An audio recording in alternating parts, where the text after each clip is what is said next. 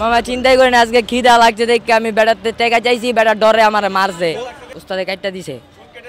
হ্যাঁ এই যে ভুল করছি দেখা, চিন্তাই করছি দেখা, চিন্তাই করছি দেখা।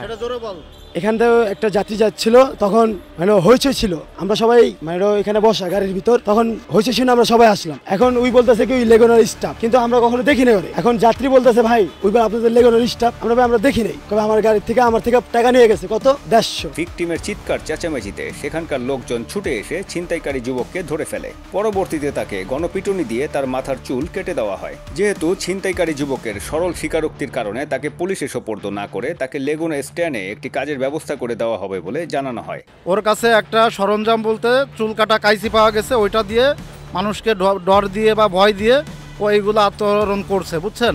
চিন্তাই করছি না, বড়দা ভাই ধরছে, বড়দা ভাত খাওয়াইছে।